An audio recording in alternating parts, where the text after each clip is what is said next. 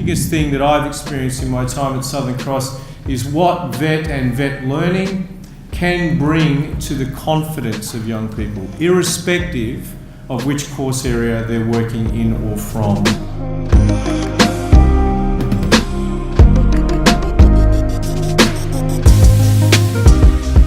Now, on behalf of the conveners, I would like to thank you all for coming today. We have people who have come from all over the state and speakers who have flown in nationally. Gathered here today are VET educators from all the school sectors, as well as private RTOs and TAFE. We have representatives from ASQA, NESA and government, as well as a number of sponsors, and I'd like to mention them: My Gateway, Cengage, Training Resource Solutions, Didasco Learning Resources, Accelerate, Sydney Trains, MWLP and Australian Training Products. These sponsors all provide an invaluable service to the VET sector, so please have a chat with them during the breaks, and we thank them for their support. We as educators really need to be proud of the role that we play in engaging secondary school students in practical and meaningful education that equips them with industry recognised skills while exercising and expanding minds and imaginations. This will help students to realise their talents, passions and purpose in life. Quality delivery of VET in schools is an important component of our national skills development and its flow on to our competitiveness as a nation. The vision for the VET in Schools Forum is to support this unique delivery of VET in schools by bringing together educators from the three schooling sectors as well as other relevant stakeholders in a friendly and collegial environment of a school setting. In doing so, we intend to foster continuing professional development for VET in schools, where there is the opportunity for networking, to promote the sharing of ideas and practice across all sectors, and to encourage and recognise excellence in VET. With this in mind, the forum's conveners from the Australian College of Educators, the Teachers Guilds of New South Wales, MWLP and I are truly passionate about serving the VET in schools sector and the wonderful contribution that you all make. This forum is not about any particular organisation or individual. It's all about you who are gathered here today and the wonderful contribution that you all make to our sector. We as a collective can work together to champion vocational education as a valid and worthwhile pathway. We all have a critical role to play in shaping the workforce of the future, a workforce that requires academic and vocational education to be partners working effectively together. VET is a wonderful option for all students, both gifted and those who face learning challenges. I can't think of a better way to prepare young people for the world of work than through our unique platform of VET subjects offered through a school environment. So, having been set the challenge of preparing young people to fulfil the needs of our country, we should be striving to better our practice on all levels. We need events like this to be able to share and to collaborate. We are here to change the lives of many, and we should be proud. I trust that you will all be truly inspired and informed during your participation in the 2018 VET in Schools Forum.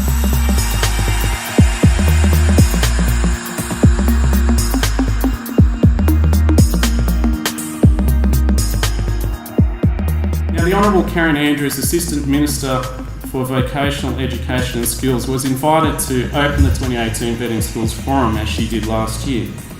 It was her intention to be here in person this morning, but unfortunately was not able to make it. The Assistant Minister has been a wonderful supporter of the VET in Schools Forum, and we thank her for her support.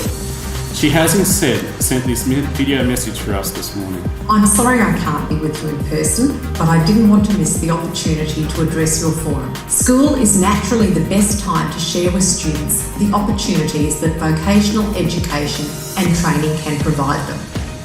And of course, VET has an important role in preparing students to successfully transition from school to employment and set students up for a bright future, providing real skills for real careers. To achieve all this, we need our education and training systems to be responsive to the realities of the workplace. And the reality is, our workplaces are changing. New technologies are changing the way we work and will continue to do so. The expectations for people entering the workforce today are far different to those from 10 years ago or even 5 years ago. The Coalition Government is committed to preparing students for the jobs of today and the jobs of the future. Whether they be technology-focused jobs with a foundation in STEM, high-value services or in the trades, there are many options available and many pathways to work towards. If we're going to achieve all this, we need to strengthen school and employer collaboration to ensure students have the opportunity to acquire those in-demand skills. It also means we must build each student's career management and navigation skills for the long term, allowing schools to better transition students from education into employment or further education, secure in the knowledge that they're prepared for the workplace. I know that vocational education provides a pathway to a rewarding career, and if you'd like to learn more about how vocational learning is delivered to Australia's high school students, I'd recommend you take a look at the online framework Preparing Secondary Students for Work. For a long time, there's been a lively discussion in Australia about university as the first choice for many school leavers. It's an important conversation to have, but university is only one avenue, and there are others which may appeal more to many students. While it's fantastic so many people now have access to university, it's also important that the path our students choose is the right one for them, whether it's university, VET, or perhaps through an apprenticeship. That's why supporting VET in our schools is so important, because it exposes students, parents, and their influences to alternative pathways which lead to rewarding, successful careers. An Australian school-based apprenticeship allows students to undertake a part-time apprenticeship while still at school. Students are able to get the full apprenticeship experience without necessarily overcommitting themselves. They work for an employer, they earn a wage, and their efforts go towards a qualification at the certificate, diploma, or advanced diploma level. This is a positive step in the right direction as we continue to raise the awareness of VET and the many pathways available.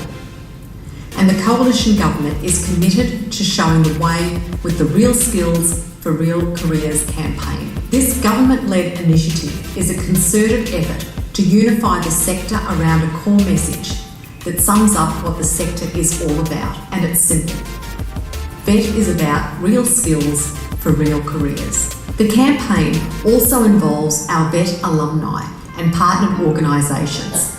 And together, we're reaching students and the people who can influence their career choices, which of course includes all of you here today. Our alumni have found career success through VET and act as a shining example of where VET can take you.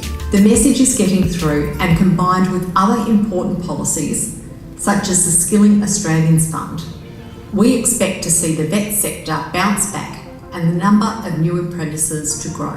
I encourage you to contact some of our Australian apprenticeship ambassadors, which you can do through the website australianapprenticeships.gov.au. Working with them, we want to empower you to promote VET and the many benefits that can be gained through this career pathway. Young people are so often inspired by the adults they interact with while at school, so our educators and trainers are key influencers. But we can all play a part in setting young people up for success by doing what we can to spark their imagination, to see the potential in the world around them, and to help them see the possibilities for what they can become. When great things happen for students at school, that sets them on the path to a great future, and we all benefit.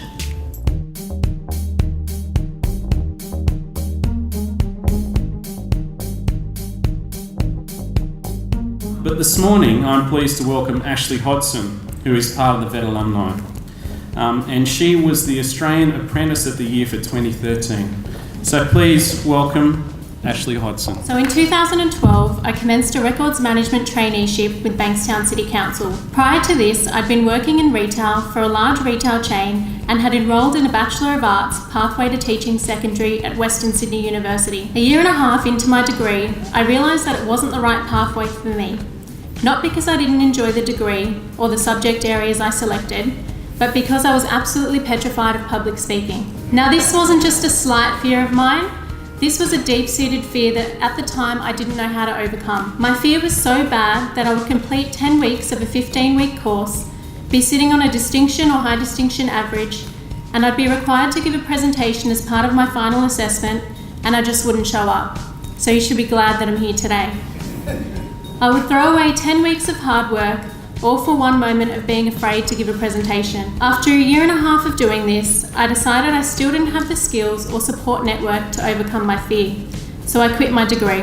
At the time, I felt really disappointed in myself and felt like I had let everyone around me down, because all the advice that I'd received up until that point was that university was the pathway to a successful career. And I was also disappointed because I was the only one out of my triplet siblings who made it into university following our schooling. Despite my feelings of disappointment, I still made the decision to leave. And I continued to work in retail after I quit my degree and tried searching for general administration jobs, because I believe that general admin skills were foundational for any type of work. I searched and went for job interview after job interview, and I continued to get told that I didn't have the required level of experience or skill, even for a junior role. And so one day my dad found the perfect opportunity for me, and that opportunity was the Records Management Traineeship at Bankstown City Council. I thought this was perfect for me, as it would allow me to work and earn a wage, and also study a nationally recognised qualification. As part of my traineeship, I was required to work 4 days in the office, undertaking a range of records management functions, including scanning, archiving and registering files. On the 5th day of the week, I would be required to attend the South Western Sydney Institute of TAFE to study my Certificate 3 in Business Administration. The combination of on-the-job learning and formal studies accelerated my ability to thrive in the workplace, so I was able to complete my Certificate 3 6 months ahead of schedule. I was really enjoying my traineeship, and I didn't want to waste the opportunity that I'd been given. So I enrolled to undertake further studies in the Certificate 4 in Business Administration, and Certificate 4 in Human Resources. Juggling the two qualifications whilst working 4 days a week wasn't easy, and it was made particularly challenging as my dad underwent a triple heart bypass, my mum was diagnosed with breast cancer, my cousin was diagnosed with prostate cancer, and my grandfather had passed away from leukemia. Despite these personal challenges, I was able to complete both qualifications by the end of the 12-month period. This was largely due to having a really supportive teacher and a really supportive supervisor. In addition to completing my qualifications, 8 months into my traineeship, I was promoted to Corporate Support Officer in the Information Technology team. Initially, I felt uncomfortable doing this because I didn't have any qualifications in IT and I didn't have any background in IT. However, I soon became the #1 responder to calls received by the service desk because a significant portion of the calls were team members requiring assistance with formatting Word documents. By the time my 12-month traineeship had finished, I'd gained hands-on experience in 2 organisational areas in records and IT, and I'd also successfully completed 3 nationally recognised qualifications. As a result of these achievements, I was awarded the South Western Sydney Institute Trainee of the Year, Southern Sydney Region Trainee of the Year, New South Wales Trainee of the Year, and the Australian Apprentice Trainee of the Year. I was also named a finalist for the South Western Sydney Institute's Director's Medal. After being externally recognised as a result of my traineeship, I was promoted to Grants Officer, where I was responsible for identifying state and federal government funding opportunities for council, and for ensuring that council met its legislative requirements in regards to planning and reporting under the Local Government Act.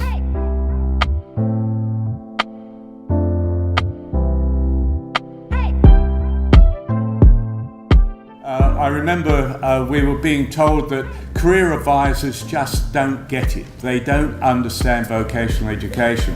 So we thought, well, okay, why just keep sending them the same old material? Why don't we actually put on a show for them? So at NIDA, back in 2014, we actually, with the help of private training providers and also TAFE, we put on a show. And the idea of the show was to use theatre, film and music to put across the opportunities and the diversity that existed in vocational education.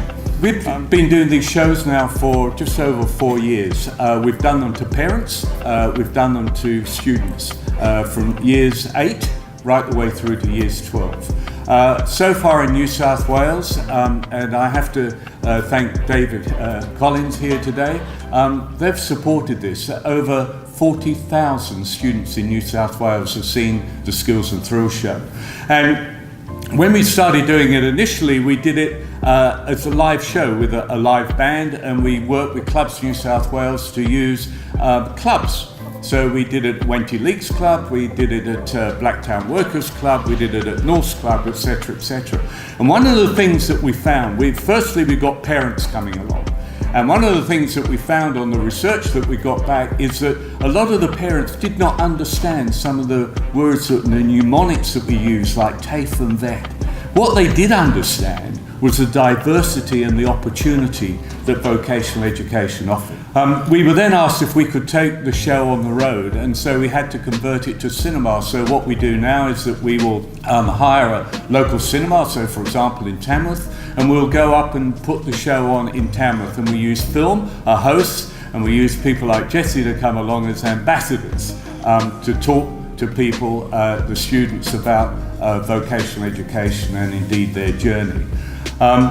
It's been very successful, and one of the things we look to do is to firstly start dispelling the myths about vocational education, and I often use a couple of people. Catherine Martin is one. Catherine Martin has won 4 Oscars. Where did she go? She went to Sydney Institute. At the age of 6, her mother bought her a sewing machine. By the age of 9, she was making costumes. And then she won 2 Oscars, one for Moulin Rouge and 2 more for The Great Gatsby. She did fashion design at TAFE Institute in Sydney. And then you've got Donna Hay. Donna Hay is one of our most successful book publishers. I mean, she's sold over 4.8 million books. She did commercial cookery. Where? She went to TAFE. But these people followed their passion, and one of the things that we try to do in the Skills and Thrills show is to show how you can connect a passion with a career outcome. And as we all know, if people are passionate about something, they're more likely to stay connected to it and follow that career pathway than if they were pushed into something that they had very, very little interest in. The other thing we try to demonstrate is that there's a lot of heritage in vocational education. When Tchaikovsky played the Nutcracker Suite in St. Petersburg for the very first time in 1892, Sydney Institute opened its doors to 30 students in 1891. So there's an enormous heritage in vocational education, and indeed TAFE in Sydney.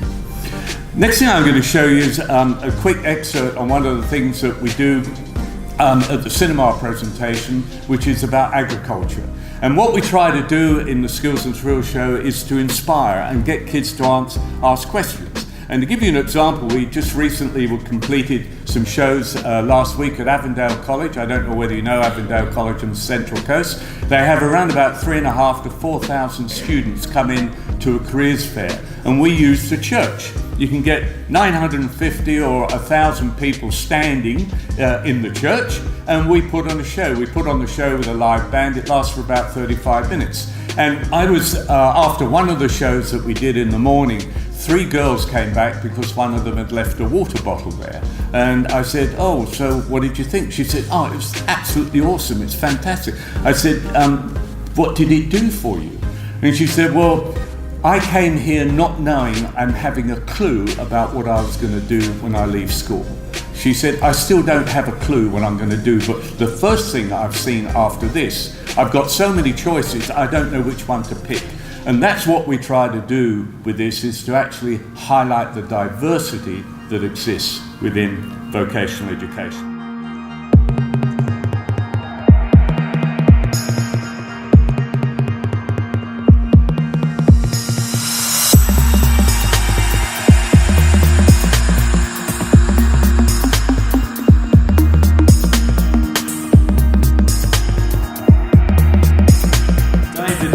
Executive Director of Training Services New South Wales Department of Industry.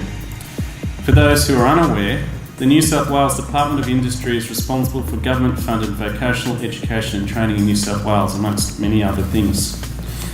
Training Services New South Wales is responsible for the implementation of funded programs, including Smart and Skilled, apprenticeships and traineeships, and adult and community education. It undertakes contract management of approved Smart and Skilled training providers and implements quality assurance and performance monitoring to achieve the best outcomes for students.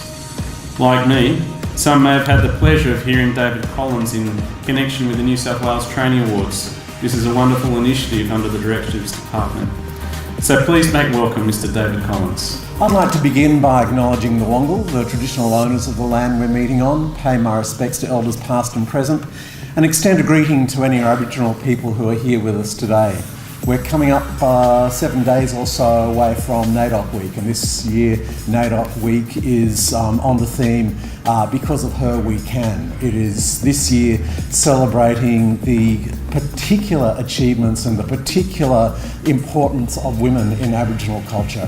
And there'll be many things happening, and I encourage you to have, those of you who have the opportunity to engage in NAIDOC Week activities that are occurring over the next couple of weeks. School-based traineeships are a really good example of what you do, but it's interesting that they are a very small example of what you do. We've got something like 50,000 enrolments in vocational qualifications in years 11 and 12. Of those last year, 2,150 enrolled or were registered as a school-based apprenticeship or apprentice or trainee. So a very, very small proportion of young people who are doing vocational education are doing school-based apprenticeships and traineeships, which is a challenge for us from Training Services New South Wales. We recognise that these qualifications and these young people are getting great outcomes. They are making a transition into employment, post-school employment and training. The school-based apprentices are continuing into their apprenticeships and to gaining their qualifications. School-based trainees are getting that qualification, and most of them are either continuing in employment in those areas or are moving easily into further education and training. It's significant, but it is a challenge. It's a challenge for the individuals managing that activity on top of their HSC and on top of the other things they do. It is, I understand, also a challenge for their schools. What we see through the training awards is really interesting, because we see some schools that are obviously doing it really well. They've cracked the code. They know what they need to do to manage that whole arrangement and the pressures of dealing with employers, dealing with training providers, dealing with families, and the whole load around a school-based traineeship. We see time and again the same schools coming up with these excellent candidates who are doing this. We see it also in the broader Benton schools. I noticed Rose Cox is here, who was our up there. And on the agenda today as well, which is great. Our New South Wales Vocational Student of the Year last year, who, Strathfield? Yeah, so doing a hospitality certificate too at Strathfield. Again, someone who's really achieved highly and is moving on to great things, as you'll hear from her today. There are very, very good things that are happening across the broader vocational education in schools, but there are some challenges. We know that most students who are doing a vocational qualification as part of their HSC aren't making that transition straight into employment and training. Most of them are actually looking at going to university. Most of them are looking at a university pathway, which is valid, perfectly valid. One of the challenges, though, is that most students, a large proportion of students who are doing a vocational course as part of their HSC, aren't actually completing the qualification. There are a large proportion of students who are coming out of school with a statement of attainment, with some very good vocational experience, but not necessarily with that certificate 2 or 3 having completed it. They've done their assessment as part of their HSC. They've got their recognition towards their ATAR, but they haven't necessarily finished the competency assessment necessary to achieve their qualification. What is the purpose of what we're doing in vocational education in schools? What is it we're actually trying to achieve? Why are we encouraging young people to enrol in these qualifications as part of their HSC? What are we trying to get out of it? I think it's a whole lot of things. I think it's different things for different schools, different things for different students.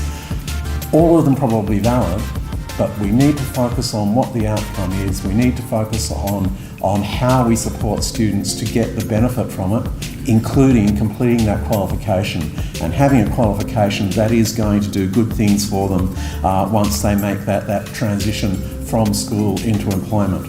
We're now sitting in the Department of Industry, and that gives what we do a very, very strong focus on economic development, a very strong focus on how vocational education can prepare people for moving into jobs, can support people to get better jobs, and can support businesses to develop and prosper, can help businesses to expand, regional economies to improve, so there are more jobs. We see vocational education very much a part of that, and we do see vocational education in schools very much a part of that, of equipping people with the skills recognised through those qualifications to get jobs, to prosper within an economic environment.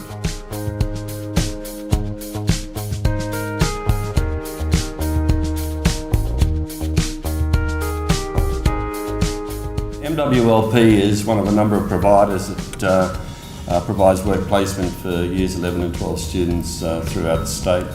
Our footprint is the Macarthur and the Canterbury Bankstown area, the inner Sydney West.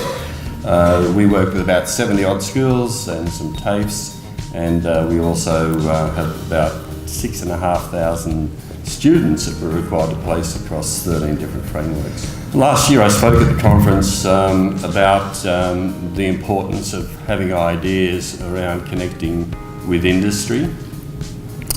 We've put that to the test this year, where we've formed a very interesting alliance with a number of industry partners, including HTN, which is Hospitality Training Network, Clubs New South Wales, Luke Mangan and his Inspired series, Benchmark, which is an organisation providing front of house support, and we worked particularly with one of our frameworks, and that was the hospitality framework.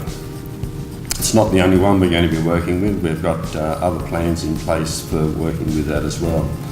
We're lucky enough to have a chef on board as our manager of work placement, Michael Everett, and Michael generated some ideas in particular, and we formed this really great alliance and partnership with these organisations.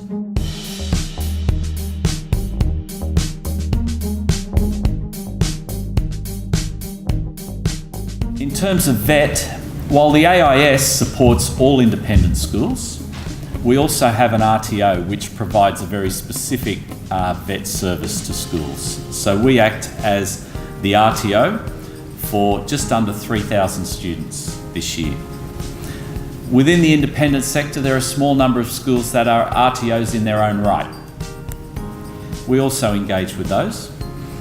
And a third part of the service that we provide schools is to support independent schools whose students are accessing external VET through TAFE or private providers. And there are about 1,000 students each year that do that from independent schools.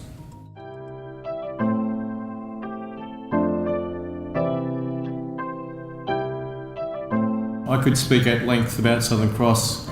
Currently we offer 18 different VET qualifications. Those that are asterisked there on the screen are to Certificate 3 level. About 3/4 of our Year 12 students will pick up what we call a specialisation, or they'll be undertaking a Certificate 3 or a statement of attainment towards Certificate 3 in the Year 12 year. Students typically are doing 3 and in some cases 4 VET courses as part of their HSC. A couple of years ago, the New South Wales Business Chamber put out 3 reports in the space of 6 months, and there's a couple of them quoted there from late 2016.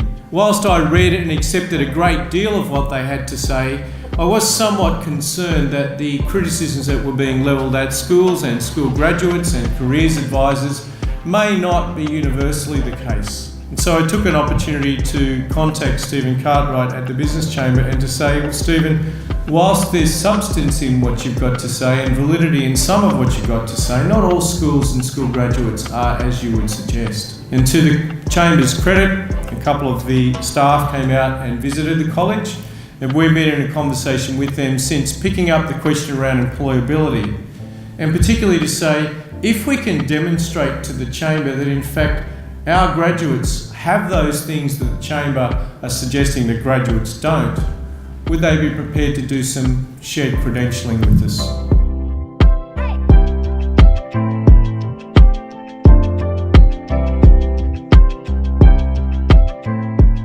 Part of my role is to go out and find people. You people out here, you're my recruiters. I rely on you to give me the feedback to find the kids. So for all the hard work you do, you put a kid in front of me and we can work with them. We don't expect A-grade students, but if we get a kid who's keen and motivated, the rest just falls into place. But it all starts here. And without all your help, we can't progress forward. So we're based in Macarthur. Look us up and give me a call anytime.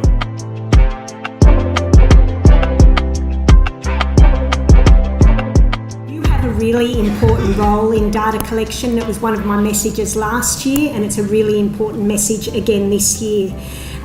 We have national reporting requirements, and the data actually informs decisions that are made in the vet sector and education sector, and we need you to contribute to that data. As part of your role as teachers and in your school, when you provide information to your admin officers to put in schools online, it's really important data. It's collected on schools online in terms of the activity that the students are doing. And one of the ones that I did want to point out is school-based apprenticeships and traineeships. That's where our data numbers are down because we don't know people are school-based apprentices or trainees. If you have students in your school doing an apprenticeship or a traineeship through you as a school system RTO or through private providers, it's really important that you tick that little button that indicates they're a school-based apprentice or trainee. So keep an eye out on that. I haven't got any slides to show that this year, but if you need some help with that, only too happy to talk to you about it later. It is actually an RTO responsibility. It's all part of a VETMIS and things like that. Some of these words that you may not have heard of before, or some would. But one of the things that's really important for your students is the fact that they have their USI, and the data you put in is what's going to appear as part of their USI transcript. Here's some exciting statistics. In New South Wales last year, we had 165,038 students doing their HSC or doing something towards their HSC. And from that, nearly 1 in 3 students were actually taking a vet course as part of their HSC. That's really exciting. Of those students, over 65,000 enrolments in qualifications. So some students do actually undertake more than one vet course. And just one of the things that has inspired me most this year was the opportunity to go to the Skills Show Australia. And I know a couple of the things that I'm going to talk about are ones that you may have already heard this morning. I guess we're being inspired by the same thing. One of the criticism that actually sometimes comes to NESA is that we only celebrate academic achievement. Some of the achievement of the students who are taking more of a vocational pathway are a bit off the radar. Well, I went to the World Skills Australia along with 34 talented New South Wales students from 27 high schools.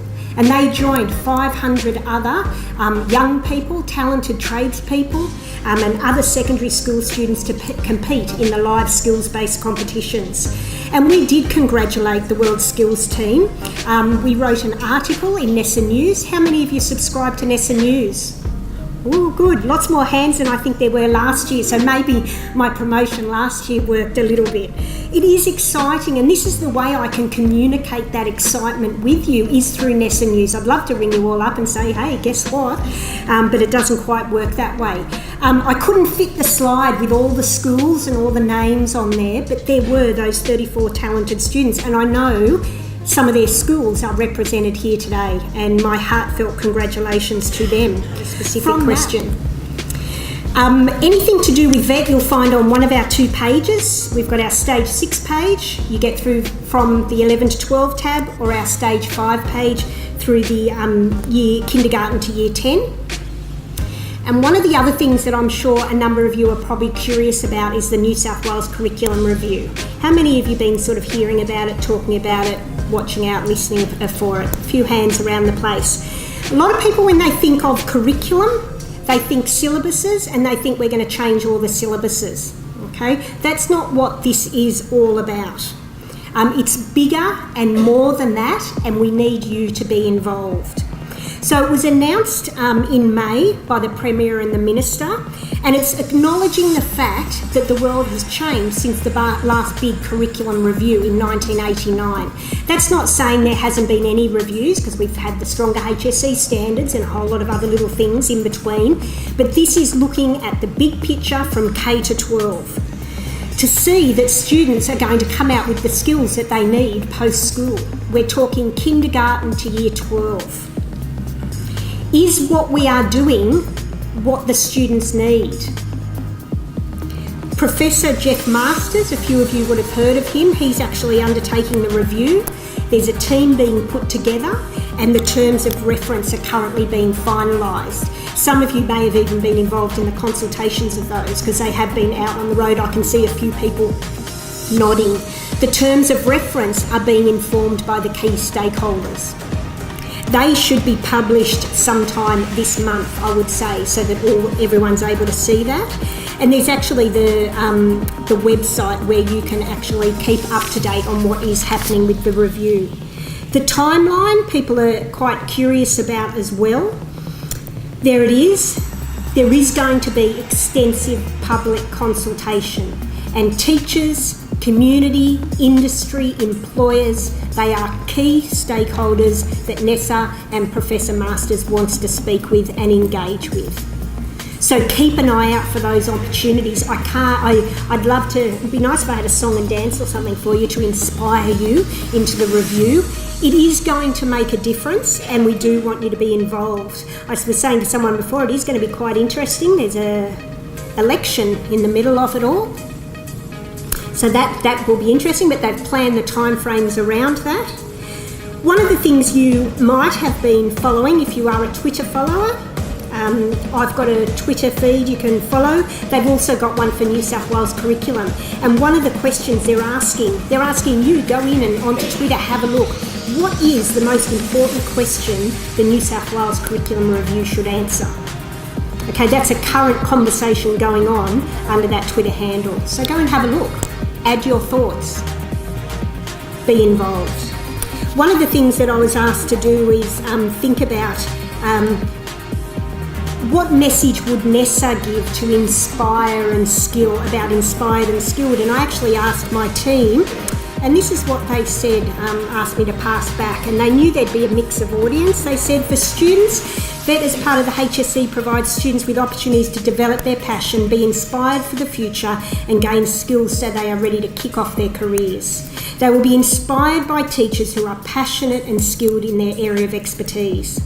For teachers, it allows already skilled teachers the opportunity to reinvigorate their career by choosing to teach VET. VET teachers actually dispel the myth that you either choose university or VET because they've done both. And as role models, teachers are living and breathing examples of the importance of lifelong learning, demonstrating to your students that as a job role changes, you need to take up the opportunity to enhance your training skills and experience to meet the needs.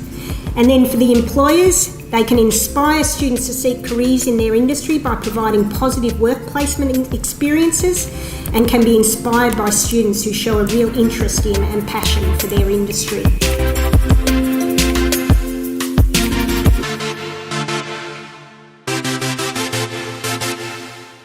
So ASQA's, since its inception, we've now been operating for about 6.5 years, and for the first 3+ years we were really working on transactional based applications, so moving applications through, looking at complaints. But in the last 2.5 years we've really been focused on risk-based regulation, so we're really trying to focus on those providers that cannot sustain quality VET. They struggle to meet the requirements of the standards and they don't really understand what vocational education is. And we can see that with poor quality in terms of attrition rates and completion rates and just overall issues that we find within certain industry areas, as well as with certain specific providers through intel and information that we receive. So what we found in the 2017 to 2018 financial year is that most providers struggle to demonstrate compliance at the time of audit. So they're struggling with maintaining assessment, they're struggling with learner support, they're struggling with training and assessment at the time of audit. And that continues to be the case after they're provided with an opportunity to respond. And you'd think in the past, providers were able to respond with simply providing updated policies and procedures and updated assessment tools, and that was sufficient to demonstrate compliance as part of a response to the rectification period. But as most of you would know, we've implemented the student-centered audit approach in the last 12 to 18 months, and that's put a different spin on things. And so the expectation is no longer just providing documents and procedures, but it's actually addressing the impact on learners. So we're wanting to see that not only are you fixing up your policies and procedures, your assessment tools, and the like, but that you're actually looking at what went wrong, what was the impact to the learners, and how do we now address that, and what are we going to do to address the impact? And that's through remediation action. So now on our website, we actually have some information, some fact sheets and guides to support RTOs to better understand how to demonstrate compliance as part of this remediation, and how to work with ASQA to provide an appropriate remedial action to address non-compliances. Probably the next area of concern is around trainer-assessor capability. So for trainers and assessors to demonstrate that they have the required competencies to deliver in a particular area.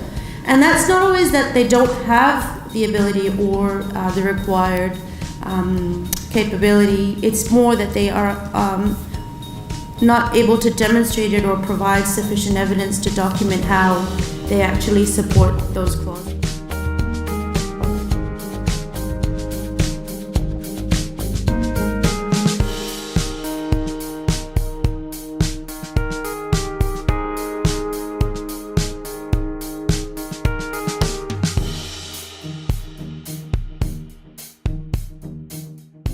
I'd like to thank Russell Bailey from ACE, our president of our Hills Parramatta region, for working with the tremendous ex-president of ACE, Fred Osmond, also now president of the Teachers Guild, and congratulations on working with us. And of course also to David Williams, the CEO of MWLP, for the support. So the three groups coming together again to hold an event such as this and gather such a great mix of people from different sectors